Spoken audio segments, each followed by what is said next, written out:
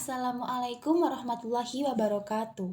Kami dari kelompok 10 yang beranggota Rieza Aribasa Putri, Zira Haya Irada, Miftah Irena Nabila, dan Sela Erika Ramadhani akan mempresentasikan tentang progresivisme, perennialisme, seksualisme, rekonstruksionisme, dan Pancasila. Progresivisme. Apa sih progresivisme itu? Menurut bahasa istilah, progresivisme berasal dari kata progresif yang artinya bergerak maju. Artinya, progresivisme merupakan salah satu aliran yang menghendaki suatu kemajuan, yang mana kemajuan ini akan membawa sebuah perubahan. Aliran ini merupakan sebuah gerakan yang menentang pelaksanaan pendidikan secara tradisional, seperti halnya aliran esensialisme dan perennialisme. Aliran progresif mendukung adanya pelaksanaan pendidikan yang dipusatkan pada peserta didik dan mengembangkan berbagai kemampuannya sebagai bekal menghadapi kehidupan sosial di lingkungannya. Sifat-sifat aliran progresivisme. Yang pertama yaitu sifat-sifat negatif, dalam artian bahwa progresivisme menolak otoritarisme dan absolutisme dalam segala bentuk, seperti terdapat dalam agama, politik, etika, dan epistemologi. Yang kedua, sifat-sifat positif, dalam arti bahwa progresivisme menaruh kepercayaan terhadap kekuatan alamiah dari manusia, kekuatan-kekuatan yang diwarisi oleh manusia dari alam sejak lahir. Perennialisme. Perennialisme berasal dari kata perennial yang diartikan sebagai continuing throughout the whole year atau lasting for a very long time, yakni abadi atau kekal dan dapat berarti pula tiada akhir. Dengan demikian, esensi kepercayaan filsafat perennial ialah berpegang pada nilai-nilai atau norma-norma yang bersifat abadi. Aliran perennialisme beranggapan bahwa pendidikan harus didasari oleh nilai-nilai kultural masa lampau, regressive road to culture.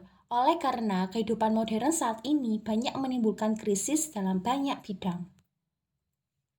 Perennialisme dapat dikenal dengan mudah karena memiliki khas yang pertama, bahwa perennialisme mengambil jalan agresif, yaitu kembali kepada nilai dan prinsip dasar yang menjiwai pendidikan pada masa Yunani kuno dan abad pertengahan. Yang kedua, perennialisme beranggapan bahwa realita itu mengandung tujuan.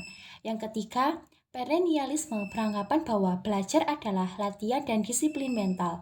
Dan yang keempat, perennialisme beranggapan bahwa kenyataan tertinggi itu berada di baik alam, penuh kedamaian, dan transcendental. Rekonstruksionisme.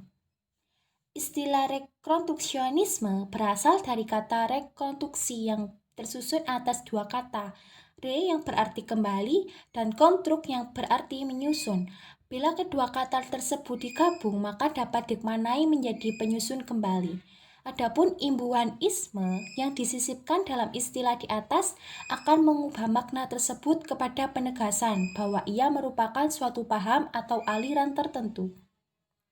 Dalam konteks filsafat pendidikan, rekonstruksionisme adalah aliran yang berupaya merombak tata susunan lama dan membangun tata susunan hidup kebudayaan yang bercorak modern, serta berupaya mencari kesepakatan antar sesama manusia atau agar dapat mengatur tata kehidupan manusia dalam suatu tatanan dan seluruh lingkungannya.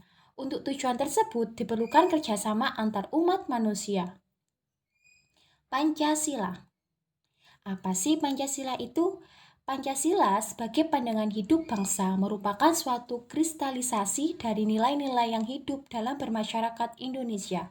Maka pandangan hidup tersebut dijunjung tinggi karena pandangan hidup Pancasila berakar pada budaya dan pandangan hidup masyarakat. Dengan demikian, pandangan hidup Pancasila bagi bangsa Indonesia yang Bhinneka Tunggal Ika tersebut harus merupakan asas pemersatu bangsa, sehingga tidak boleh mematikan keanekaragaman. 3 elemen kesepakatan.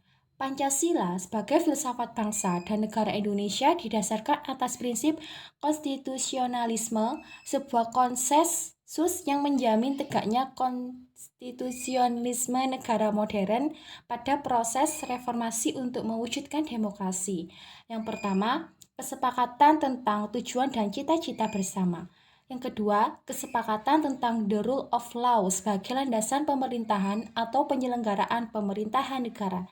Yang ketiga, kesepakatan tentang bentuk institusi-institusi dalam prosedur ketatanegaraan.